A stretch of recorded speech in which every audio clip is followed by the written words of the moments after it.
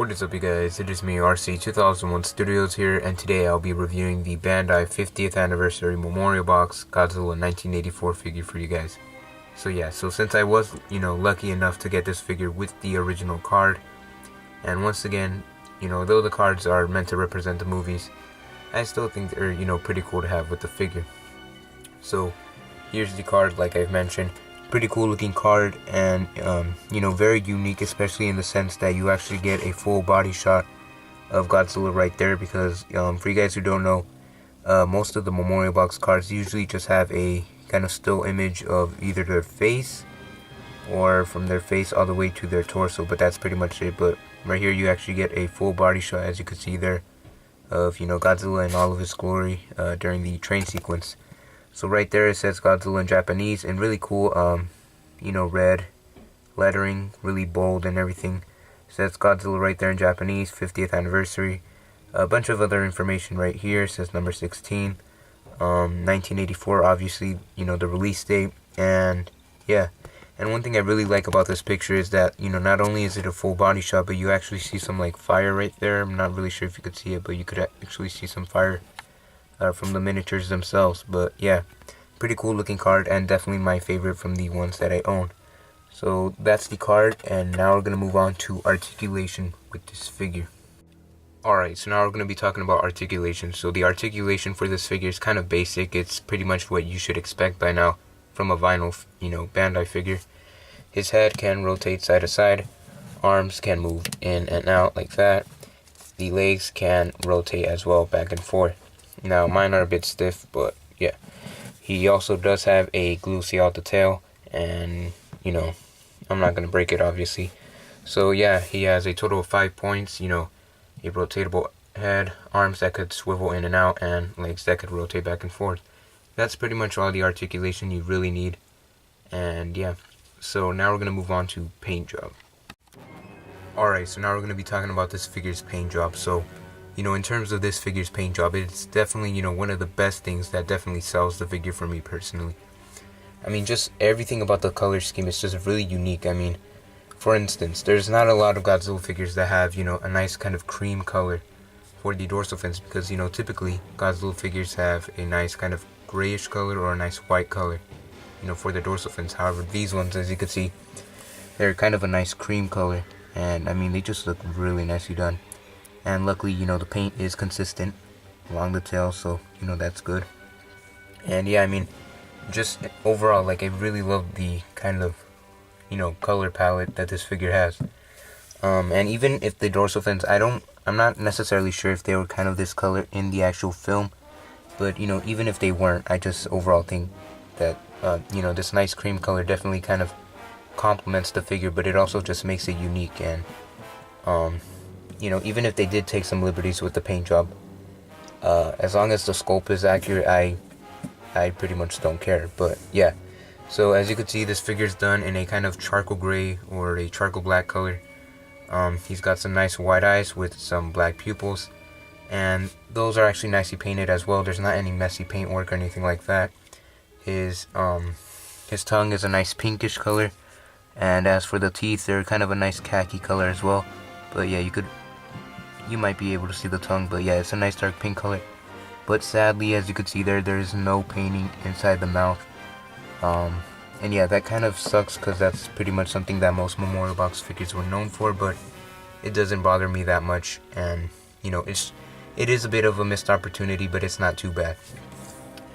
He's got a nice kind of lightish gray highlight right there sprayed on his chest, as you can see there. He's got a nice kind of like I said, cream color for the fingernails. They're pretty much the same exact color as the dorsal fins, which are kind of a nice cream or a bone color, whatever you want to call it. But yeah, either way, they're nicely sprayed on there, as you can see there. And the toenails as well are pretty much the exact color. These ones are a lot more vibrant. As you can see, they definitely stand out a lot more compared to the toenails on this side. But yeah, they look pretty nicely done either way. And yeah, I mean, in terms of paint or color scheme, there's not really a lot that stands out. The one thing that really, definitively stands out for me is just the dorsal fins, just, the color and everything. And you do have some nice shading like some nice shading in between them just to give them, I don't know, like, not really sure, but you know, they do have some nice shading, as you can see there. But yeah, I mean, that's pretty much in terms of paint job, and definitely, you know, one of the best things about this figure. So now we're going to move on to sculpt and detail. Alright, so now we're going to be talking about sculpt and detail. So in terms of this figure's sculpt, I gotta say it's pretty faithful to the actual 84 Goji suit. Everything about this figure is nicely captured from the suit, and you could definitely tell that Bandai was definitely influenced by the suit more than the actual Saibot. Because, for example, if you look at Bandai's first attempt at making a 1984 Godzilla figure, you could see that that figure looks more like the actual Saibot. I mean, you might be able to draw some similarities because, you know, the Saibot and Bandai's first attempt at making a 1984 Godzilla figure, which I believe is actually one of their first ever Godzilla figures. Well, anyways, you know, that figure, I think it's like 8 inches, well, the 8-inch one. Then again, I'm not sure, but, you know, basically the original Godzilla 84 figure. Well, anyways, that figure, that one actually looks more like the Saibot because, you know, they both have the oversized head, and it has those really kind of long, skinny arms, and, you know, like I said, their first Godzilla 84 figure looks more like the Saibot than this one. So, you know, I was kind of confused as to why Goji73 said that this looked more like the Saibot, when, in reality, if you look at Bandai's first attempt, it looks a lot more like the Saibot than, you know, this figure right here.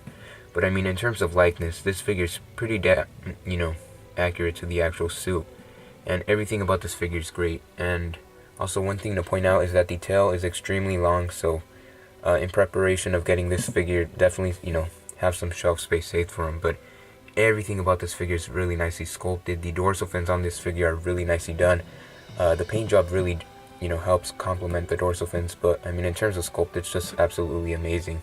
And you could see that there's no proportion issues whatsoever, unlike the NECA one. And it's kind of, you know, ironic how a vinyl 6-inch figure was able to be a super articulated figure in terms of sculpt. But yeah, I mean, in terms of body mold and everything, this figure looks really bulky. As you could see, he doesn't have those skinny legs like the NECA one, and just everything about this figure is great. And one thing that I really love about this figure is that if you look at the head, more specifically the eyes, they kind of have that kind of sunken in look. As you could see there, they look really sunken in, and they just kind of give off that really dead and menacing expression. I mean, just look at his eyes. They look, you know, extremely sunken in, and yeah, they just look great. The teeth are nicely sculpted, not individually, but they are a piece of vinyl, but they look nice either way. And yeah, I mean, overall, in terms of body mold, head sculpt, and everything, pretty much everything about this figure is great in terms of proportions and everything. So yeah. Now we're gonna move on into detail. So, in terms of detail on this figure is pretty nicely done as well. Of course, he has a lot of nice rough texture to him. For example, if you were to run your fingers kind of along his legs and everything, you might be able to feel his kind of more rough and defined texture, which, you know, feels nice.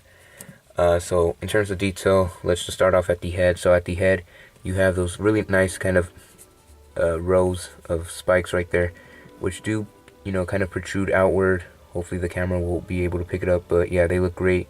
You got some nice sculpting right there on the cheekbones. Got some nice, like, you know, etching going on there. Some nice lines and everything. The eyes, like I said, are just really nicely done on this figure. And one thing I really like is that these scales actually, they're not just on the chest. They actually follow pretty much all the way to down to his waist and everything, which, you know, they look pretty good as well. Arms have a lot of nice skin detail. And yeah, legs as well are really nicely done. The nails as well are pretty nicely sculpted. They look kind of similar to Bandai's Heisei Godzilla, but yeah, they look pretty good. Really nicely sculpted tail with a lot of nice details, as you can see there, in terms of skin detail. Really nicely done. The dorsal fins themselves are really nicely detailed as well. You got a lot of nice texturing going on. A lot of nice, you know, kind of etched in kind of circles, I guess you could say, or yeah, just to give off that like bumpy look and stuff. But they look great, and they're nicely sculpted as well.